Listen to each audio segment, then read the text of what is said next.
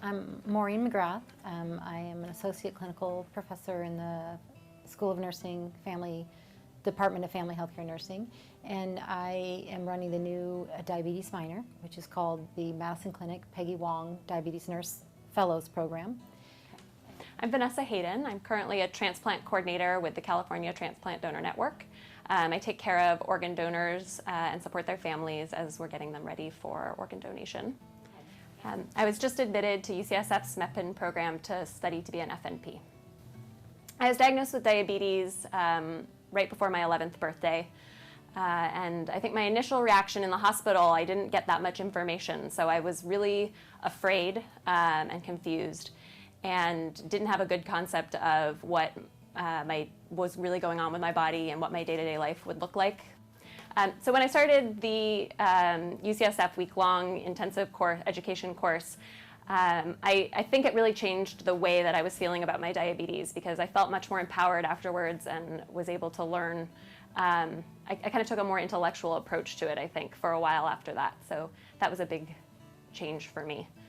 I met Maureen not long after I was diagnosed in that week-long intensive course at UCSF, and I think what drew me to her originally, because I liked her a lot right away, was the energy that she brought to the room and the way that she kind of just dove in, and that kind of passion made me like her right away. And then I think finding out that she had diabetes, it was the first time I had met someone else who had diabetes, and hearing her advice and her experience, it was a different way to hear advice about diabetes.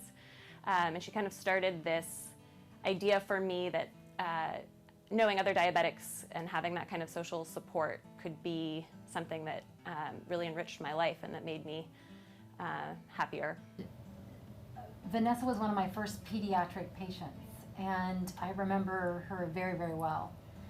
In part because as a new practitioner, I think sometimes you overly identify with your patients, especially when you share their medical condition. And I remember thinking how much Vanessa reminded me of myself at that age. Very independent. She was a lot smarter than me at that age, but very independent, very fiery, and very determined not to let diabetes affect how she lived her life. My other favorite memory was your Yosemite trip. You were 8th grade, maybe? I think it was 7th grade. 7th grade.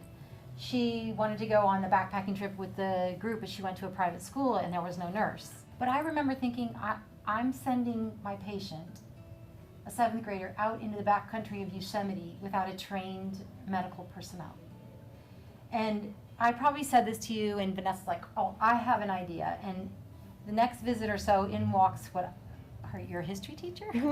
This male history teacher who has willingly come to clinic so that we can teach him all of the emergency procedures so that she can go on this 5-day backpacking trip in the backcountry of Yosemite without a licensed medical personnel. So that's the kind of determined young woman she was, and I told her when I saw her for the first time in 12 years that I actually have the notes that she wrote for her history teacher.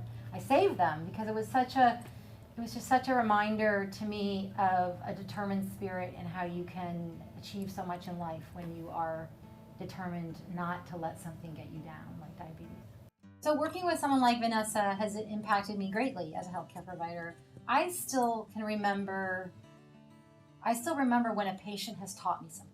Like I actually can, in my mind, give tribute to a particular patient or a family of a patient when I've learned something from them that I realize works. It's a great method of problem solving a particular situation, like her camp experience or her Yosemite experience.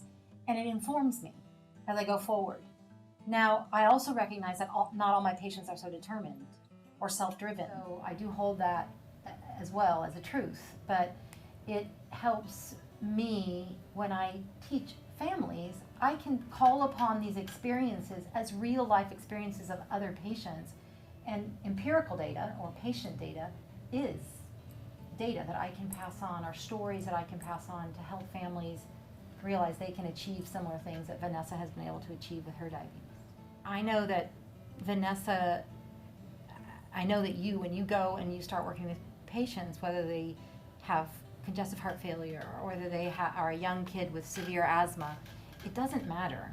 chronic illness is chronic illness, and understanding the journey and the demands of it, doesn't matter if it's diabetes or cystic fibrosis or congestive heart failure, it informs us of the importance of patient-centered care.